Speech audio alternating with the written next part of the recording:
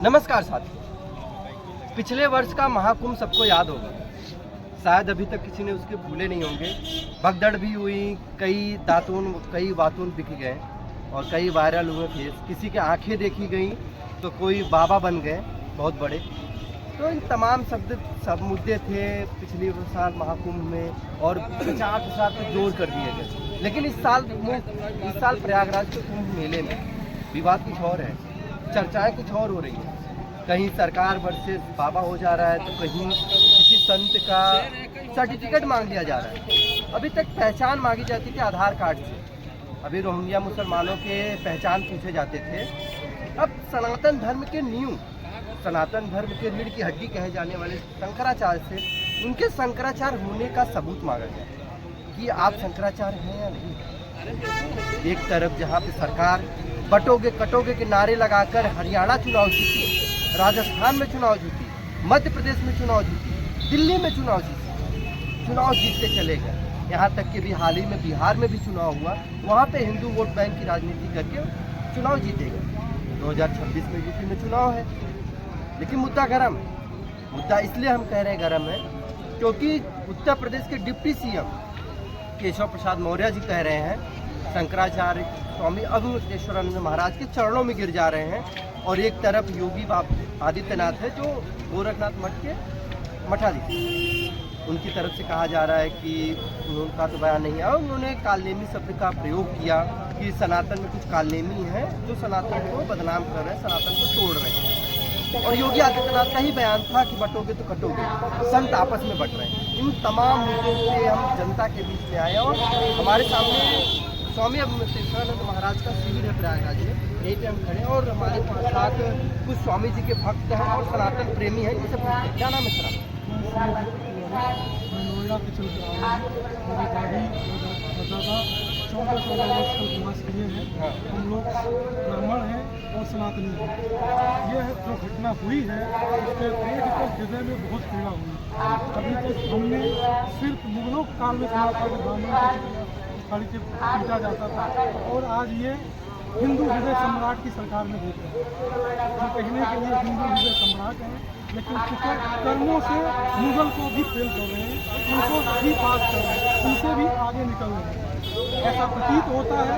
योगी आदित्यनाथ कहने के लिए मंत्र भी है, महंत भी है और मुख्यमंत्री, लेकिन इन्होंने न कभी शिक्षा ली, न गुरु की, न दीक्षा ली और संत का कैसा आचरण है इनको पता नहीं।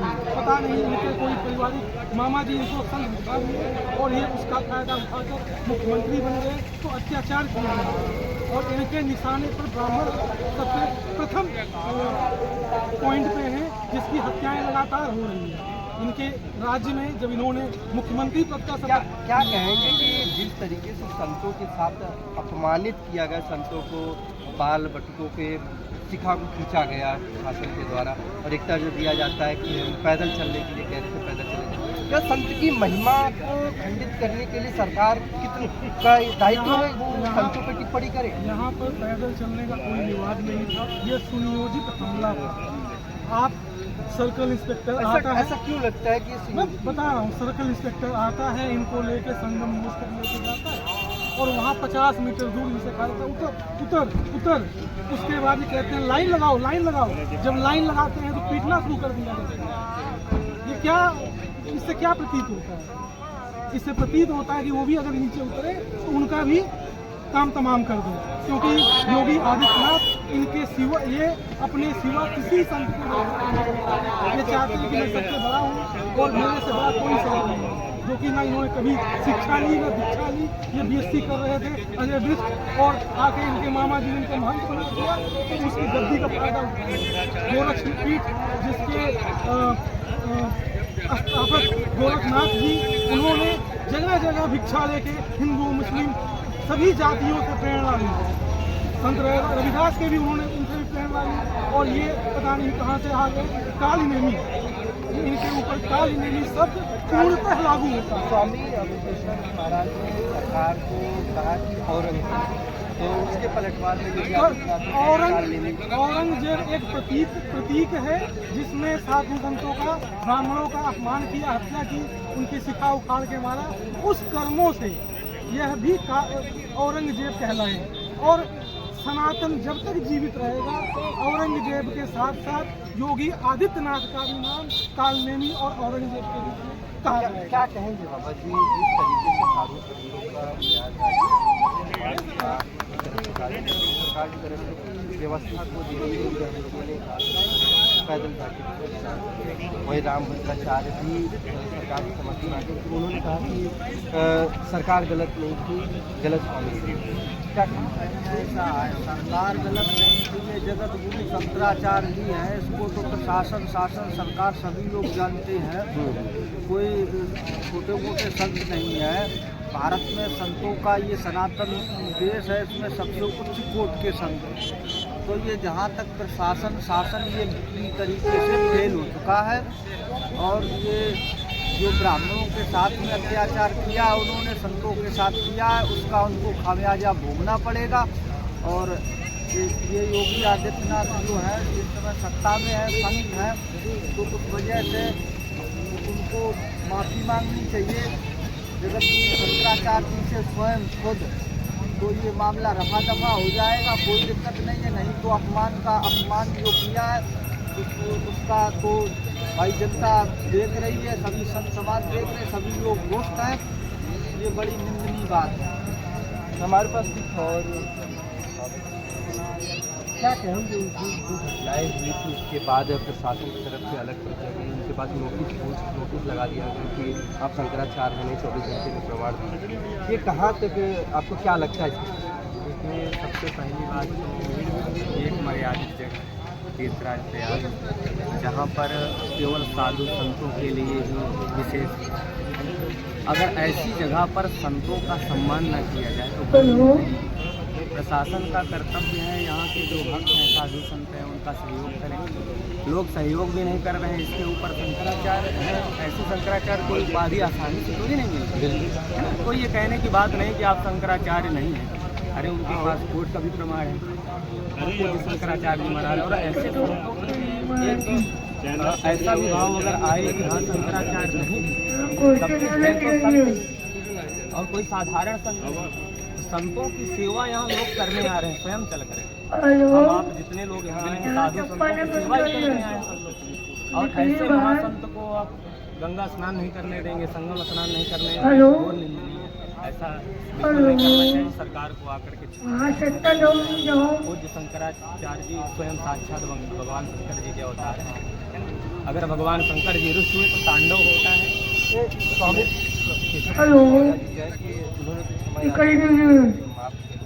गंगा स्नान करिए, उन्होंने कई बार जो समर्थन में रहा है। बयान देने का तात्पर्य देखिए, कोई साधारण व्यक्ति होता है तो आप साधारण चीज़ से क्षमा याचना की जाती है।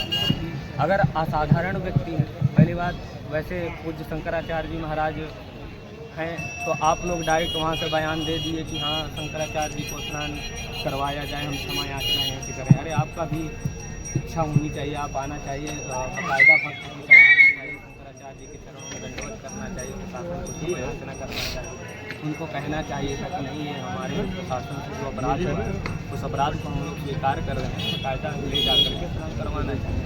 और फिर हम सब भक्तों के लिए ये तो मतलब घोर निंदनीय है।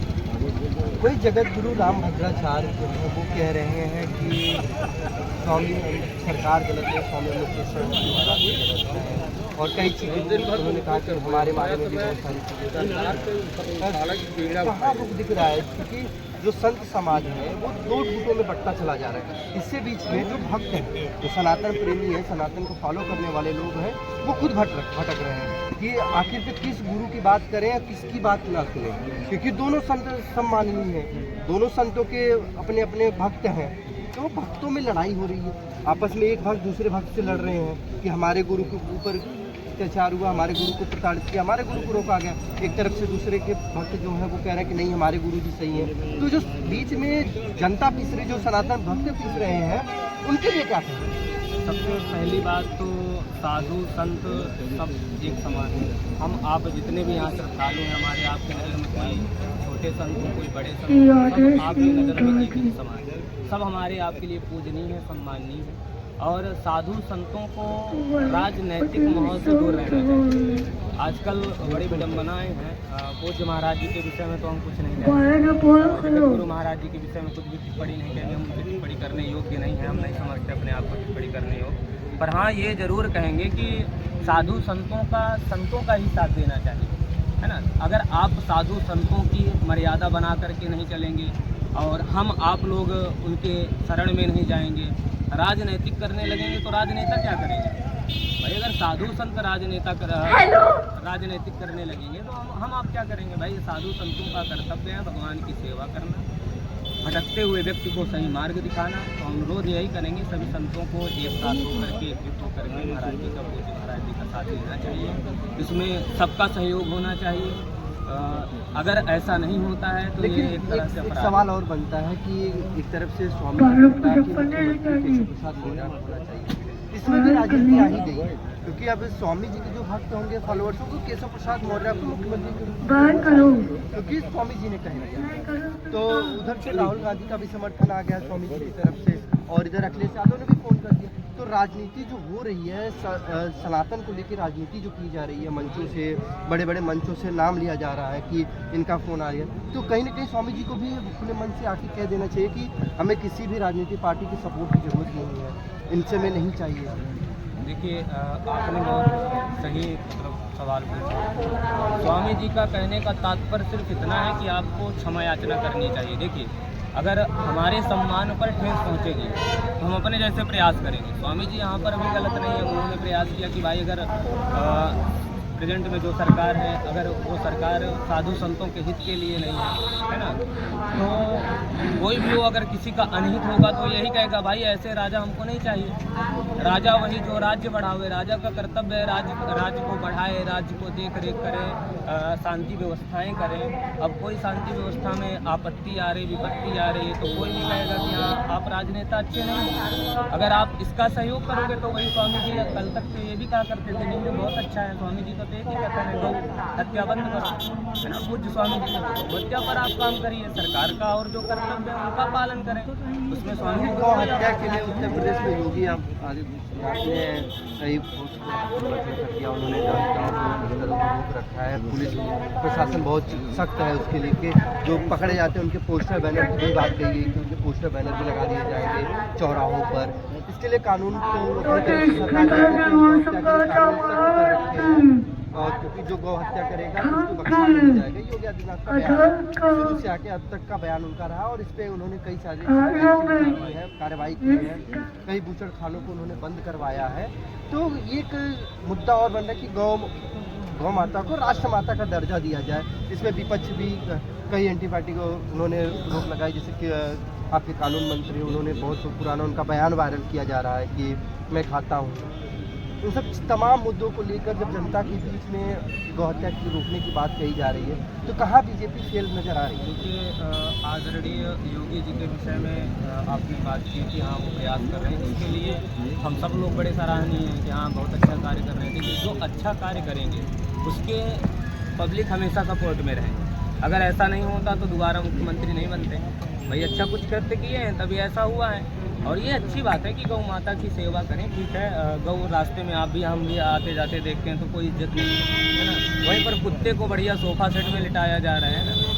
गौ के लिए अगर 2 रोटी भी देना पड़े तो उसमें भी बड़ा कष्ट होता है। तो राष्ट्र माता वैसे भी है, इसके लिए सरकार जिम्मेदार है या जनता जिम्मेदार है? वो जनता जो दूध पीने के बाद गायों को सड़कों पे छोड़ देती है, जो सनातन अपने प्रेमी, क्योंकि जो गौ हत्यारे हैं वो गौ आम जनता से, आम जनमानस के यहाँ से ही लेके जा रही है ना, गौशालाओं से लेके जा रही है ना। इसमें जनता कितनी दोषी है? जनता को पहले जागरूक होना पड़ेगा कि गौ हमारी माता है, क्योंकि जब हिंदू आपस में ही बंटते चले जा रहे हैं, सनातनी प्रेमी जो है आपस में बंट रहे हैं, तो संत को आगे आकर एक मंच पर एकजुट करने की जिम्मेदारी है कि नहीं? बिल्कुल, आपने बहुत अच्छा कहा। इसमें तो सबसे ज़्यादा हम ही लोगों की गलतियाँ हैं, है ना। गौ माता अगर हम पालते हैं या रखते हैं, रास्ते में मिलती हैं तो सेवा का अवसर देना चाहिए। हम तो देखते हैं कि रास्ते में गौ माता जा रही, चरपैया जा रही हो तो वो पहले चढ़ा देगा, बाद में फिर अरे गौ माता गलती हो गई। अरे भाई आप 5 मिनट रुक सकते हैं ना। केवल सरकार ही अकेले कुछ नहीं कर सकती। सरकार कितना प्रयत्न करेगा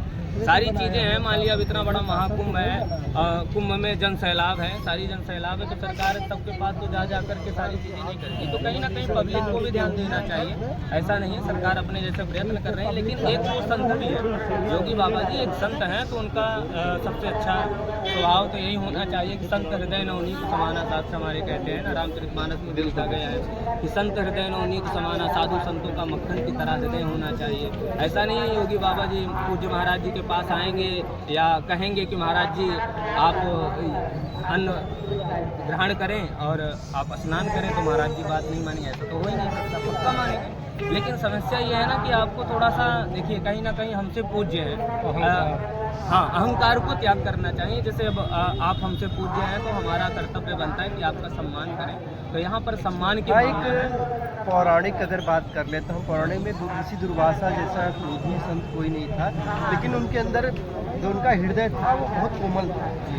तो उसी तरीके से योगी आदित्यनाथ को भी अपनी जो हट है उसको हटाना चाहिए, पर स्वामी जी से बात करनी चाहिए, स्वामी जी के पास आना चाहिए, उनसे क्षमा याचना होनी चाहिए। जो भी संतों के अंदर क्षमा याचना क्या होती है, संतों में आपस में उनके मिलन होते हैं, संतों का मिलन होना चाहिए।